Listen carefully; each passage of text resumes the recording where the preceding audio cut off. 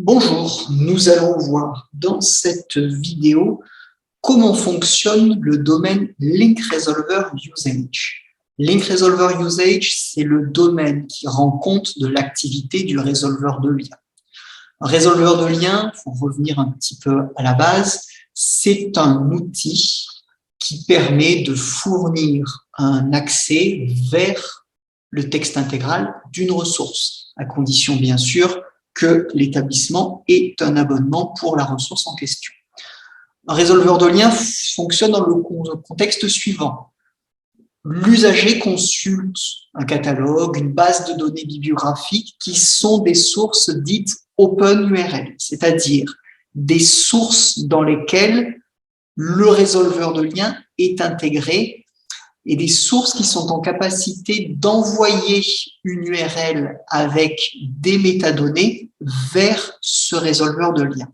Ces sources OpenURL envoient cette URL en respectant une norme qu'on appelle la norme OpenURL. Cette norme est une norme internationale utilisée par le résolveur de lien d'Alma, utilisée jadis dans le contexte du réseau par le résolveur de lien SFX et utilisée également par d'autres produits du même type fournis par d'autres sociétés. Donc, le résolveur de lien va recevoir cette OpenURL, cette URL qui transporte donc un certain nombre de métadonnées. Sur la base de ces éléments-là, le résolveur de lien va vérifier dans la base de connaissances les abonnements de l'établissement. Dans les métadonnées, on a la référence d'un titre de périodique avec une année de parution, un numéro, etc. Eh bien, le résolveur de lien va se charger de vérifier si pour ce titre donné, cette année précise et ce numéro-là, l'établissement a ou non un accès compte tenu de ce qu'il a déclaré en activant ses ressources. Si c'est le cas, le résolveur de lien va fournir l'accès vers le texte intégral en reconstruisant une URL qui est l'URL qui acheminera le lecteur vers le texte intégral de l'article, si c'est un article, sur le site de l'éditeur ou de l'agrégateur de contenu. Donc tout ça en se basant sur les informations, l'URL de base et la manière de construire cette URL propre généralement à cet éditeur ou à cet agrégateur de contenu, qui sont des informations qui sont stockées au niveau de la base de connaissances. Donc c'est comme ça que ça fonctionnait globalement dans SFX et c'est comme ça également que ça fonctionne côté Alma. C'est le résolveur de lien, par exemple, qui fournit un accès quand on consulte une ressource électronique, plus exactement des notices décrivant des ressources électroniques dans le catalogue public, dans Archipel, Primo donc, eh bien, c'est le résolveur de lien qui va nous acheminer, s'il y a lieu, vers le texte intégral de la ressource. Alors, le résolveur de lien est en capacité de fournir d'autres types de services que le texte intégral, par exemple, accès à des résumés, des tables de matière ou des choses de ce style. Dans le contexte de fonctionnement du réseau, le résolveur de lien fournit toujours l'accès vers le texte intégral, du moins si celui-ci est disponible. Si aucun accès ne peut être fourni, par exemple, on est sur une base de données bibliographique comme le Web of Science, on clique sur le bouton correspondant à l'accès au texte intégral. Il n'y a pas d'accès vers le texte intégral possible parce que l'établissement n'a pas d'abonnement ou parce qu'il y a peut-être un problème technique. Eh bien, le résolveur de lien, dans ce cas, peut fournir des services alternatifs comme par exemple bien faire une demande de PEB pour n'en citer qu'un.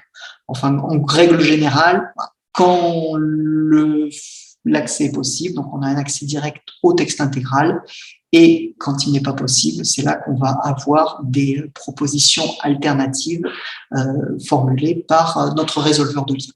Eh bien, ces éléments-là, ce qui se passe à travers le résolveur de lien, ces éléments-là sont accessibles, documentables au niveau d'Alma Analytics. Donc ça, on va le voir, ça se passe depuis le domaine Link Resolver Usage. Et je dis bien Link Resolver Usage, il y a un domaine qui est dédié aux ressources électroniques, c'est le domaine Inventory, mais ça n'est pas ici que l'on va mesurer ça. Donc, Link Resolver Usage, c'est un domaine qui est relativement bref, en tout cas bien délimité dans ses actions. On a tout un ensemble de blocs d'informations qui sont relatifs aux notices d'e-book, notices de périodique électronique, et nous avons 4 blocs de données qui se rapportent au fonctionnement à proprement parler du résolveur de lien.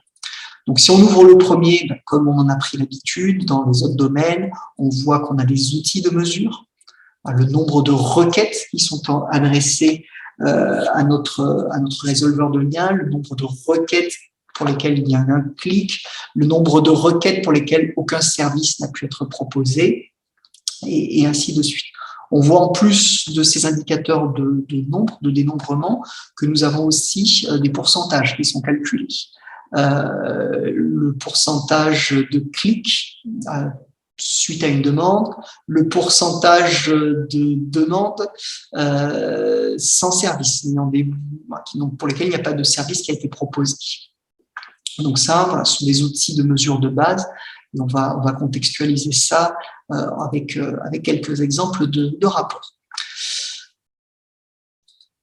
On a des informations. Donc là, on n'est pas dans des informations à proprement bibliographiques, on a des informations qui sont transmises dans l'OpenURL. Donc ce sont bien malgré tout des informations bibliographiques, mais ce ne sont pas des informations bibliographiques complètes. Ce sont les informations qui vont permettre de faire l'analyse de la demande du lecteur et qui vont permettre de reconstruire derrière ensuite un lien d'accès si, effectivement, après vérification des droits, l'établissement a bien un abonnement pour le titre concerné.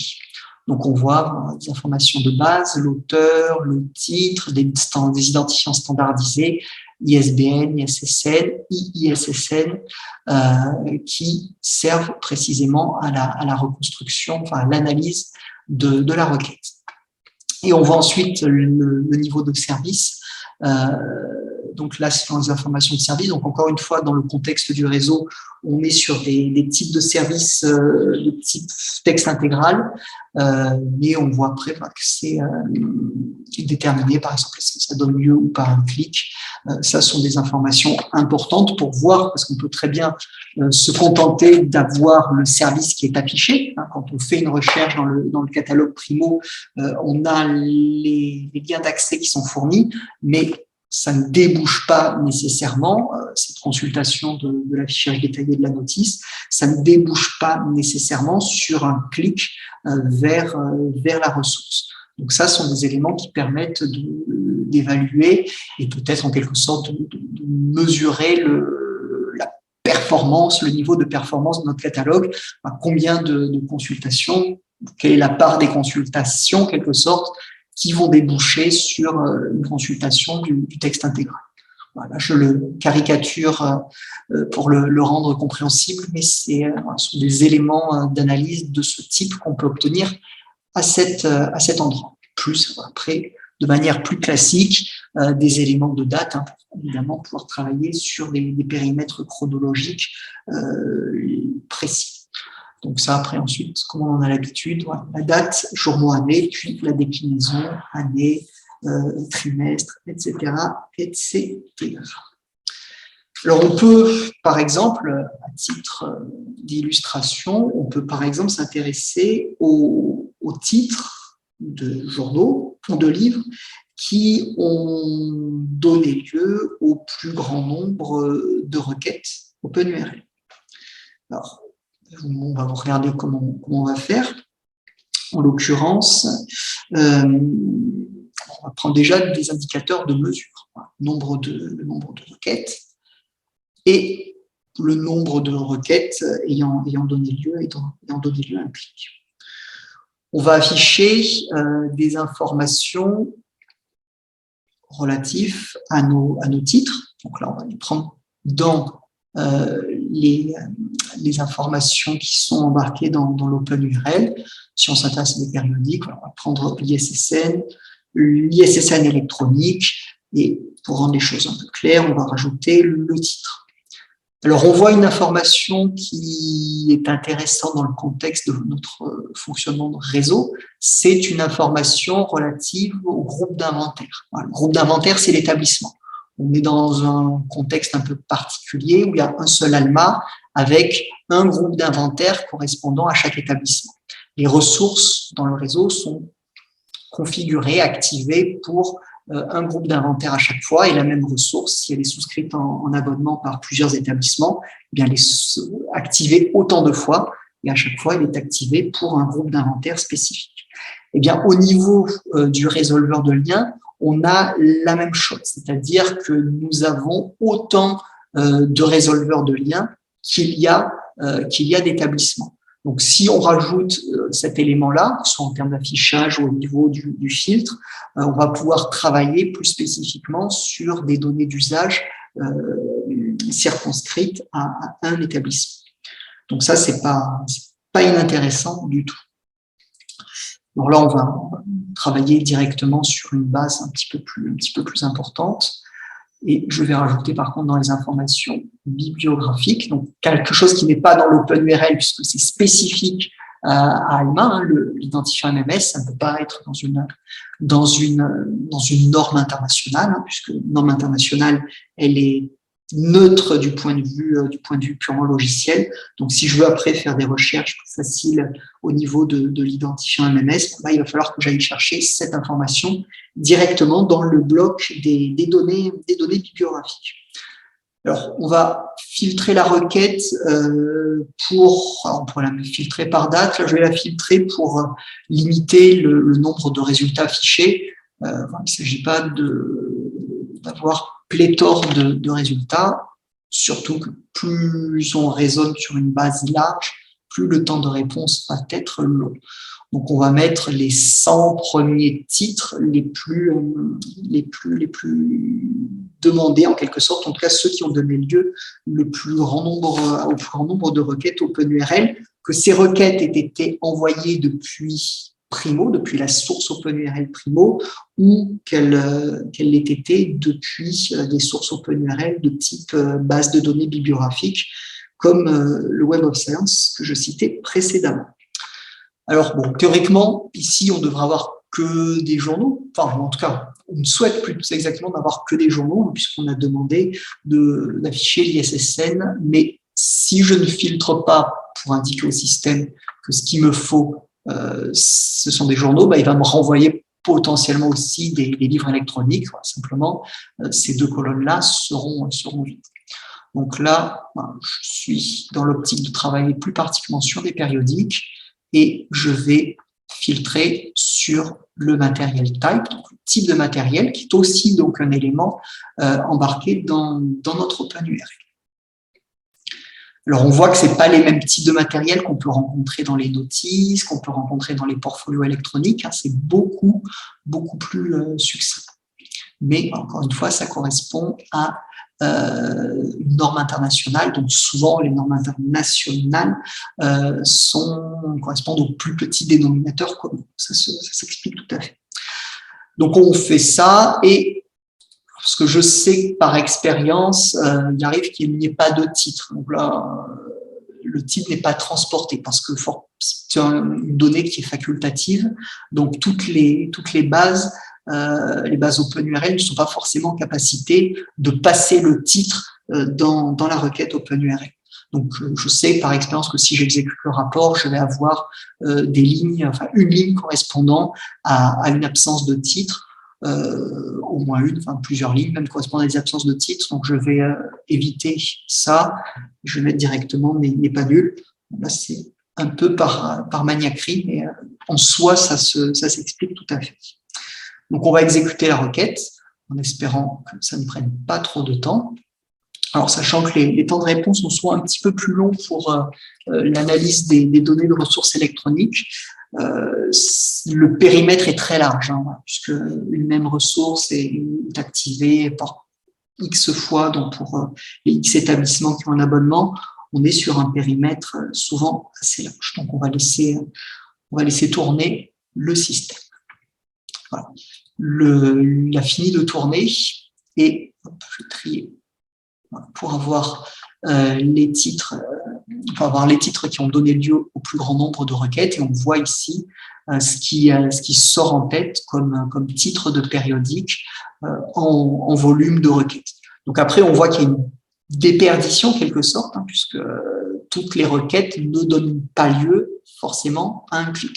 Là, on voit que c'est moins de 50% de ces requêtes qui ont donné lieu à un clic. Et on a du reste des ratios qui sont relativement comparables pour les autres titres qui apparaissent ici. Donc voilà un type de rapport qu'on est en capacité de mouliner avec Alma Analytic et en l'occurrence en utilisant les données du résolveur de lien. Donc après, on peut faire d'autres choses. Par exemple, on peut étudier quelles sont les sources les plus utilisées. C'est aussi une possibilité. Donc, on va regarder ça après avoir enlevé les éléments au préalable.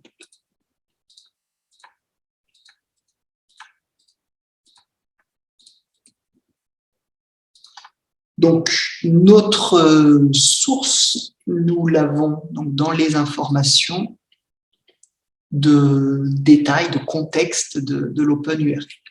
Donc, la source, alors on voit que nous avons aussi la normalized source. On va voir un peu la différence. On va aussi afficher, pourquoi pas, le type de source. Et on va prendre donc des unités de mesure maintenant, donc le number of requests qu'on a utilisé tout à l'heure, le number of click requests que nous avons utilisé tout à l'heure, et pourquoi pas de regarder le pourcentage, plutôt que de prendre le number of click requests, on va prendre des pourcentages, pourcentage de clics et le pourcentage de requêtes qui étaient sans service. Donc ça, on peut travailler sur une période, on ne l'a pas fait tout à l'heure, donc on va le faire ici. Donc la request date, on va dire qu'on travaille sur l'année universitaire 2021-2022. Voilà. Et par ailleurs, on pourrait, comme tout à l'heure, je l'ai mentionné, travailler spécifiquement sur les données du résolveur de lien d'un établissement.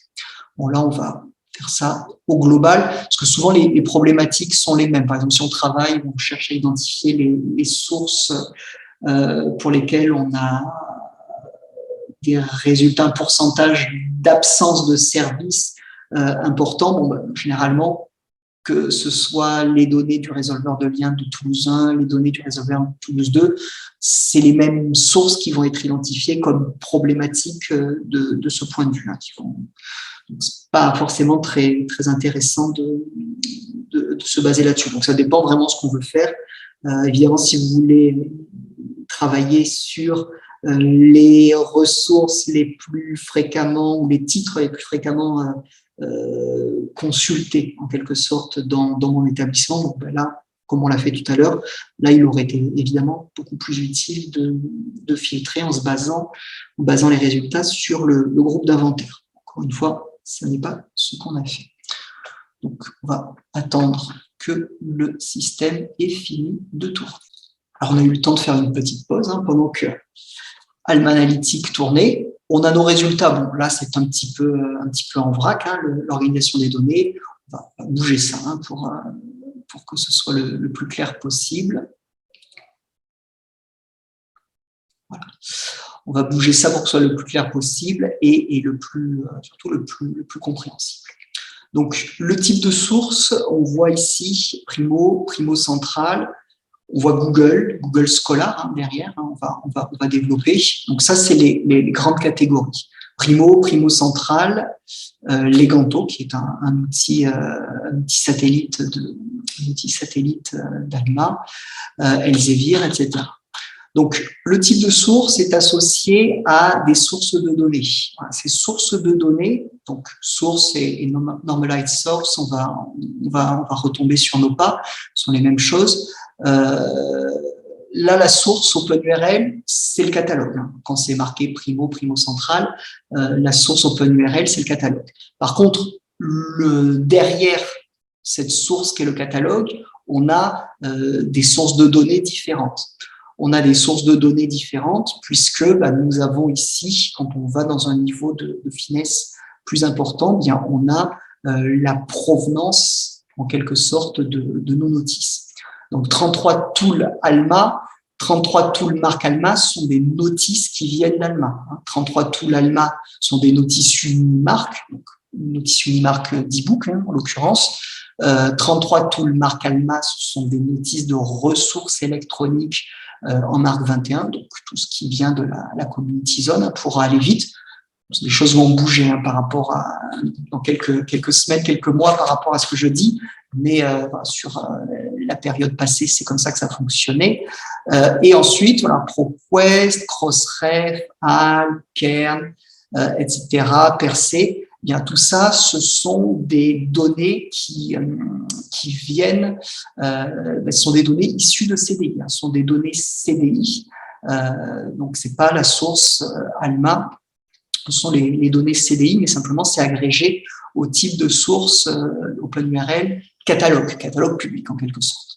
Mais on voit que le catalogue public n'est pas la seule source OpenURL puisqu'on voit que nous avons aussi des requêtes envoyées à notre résolveur de liens qui viennent de Google et donc là, en l'occurrence, de Google Scholar.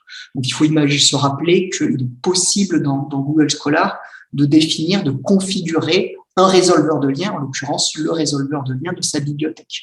Donc on a quand même un certain nombre d'usagers qui l'ont fait, comme vous le voyez, puisqu'on a sur la période étudiée un petit peu plus de 11 000 requêtes envoyées depuis Google Scholar vers notre résolveur de liens. Donc voilà, on peut continuer comme ça. On voit Leganto, donc Leganto qui est un outil de création, gestion de bibliographie. Donc on voit que ça fonctionne assez bien, puisque là on voit même la référence précise d'un cours. On voit également citer Alma. Alma est une source OpenURL puisqu'il faut avoir en tête qu'on a la possibilité, on a un bouton pour tester le lien d'accès, enfin le texte intégral, le lien vers le texte intégral d'une ressource depuis Alma. Quand on gère, qu'on active des collections électroniques, on a cette possibilité-là. Donc c'est dans ce contexte qu'on a Alma identifié ici comme type de source. Donc après, on a d'autres choses, vous voyez, qui émergent, comme par exemple Wiley, Sage, et sans doute encore d'autres si on continue. Ouais, Zevir, etc., des bases PSCO. Donc là, on est sur des cas de consultation qui sont faits sur des plateformes d'éditeurs, d'agrégateurs qui sont identifiés comme source OpenURL et dans lesquelles on a configuré ce qui devait l'être pour que le bouton pointant vers notre résolveur de liens soit intégré dedans. Donc ça, et ensuite, à droite, dans la partie de droite, les résultats, donc le nombre de requêtes et le pourcentage de requêtes ayant donné lieu à un clic, et également le pourcentage de requêtes pour lesquelles il n'y avait pas de service proposé. Donc on voit que ce pourcentage est relativement bas, ce qui est assez réconfortant. On voit par contre que pour Leganto, le pourcentage de requêtes sans service est très important. Il y a 99% pour ce cours-ci. Donc là, il faudrait faire une analyse précise, peut-être plutôt une scorie analytique. Alors, je ne dis pas que les chiffres sont faux, mais que peut-être il faut interpréter dans le contexte de Leganto les résultats de manière un petit peu différente, mais voilà, quelque chose qui attire l'attention. De manière beaucoup plus malheureusement pertinente et aussi du coup inquiétante, on voit que Google Scholar, on a un pourcentage important d'absence de requêtes sans service proposé. Donc là, voilà, c'est un petit peu plus dommageable.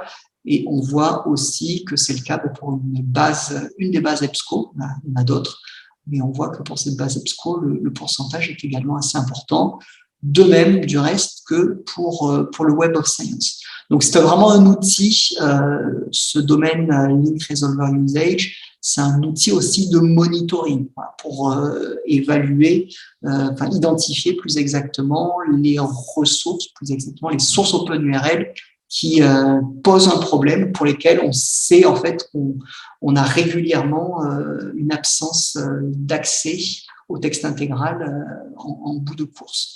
Donc, ça ne veut pas dire après, ça ne dit rien de la solution qu'il faut y appliquer, mais ça nous alerte sur le fait qu'il faut être vigilant. Donc, voilà le type de rapport que le domaine Link Resolver Usage est capable de nous offrir. Je vous remercie de votre attention.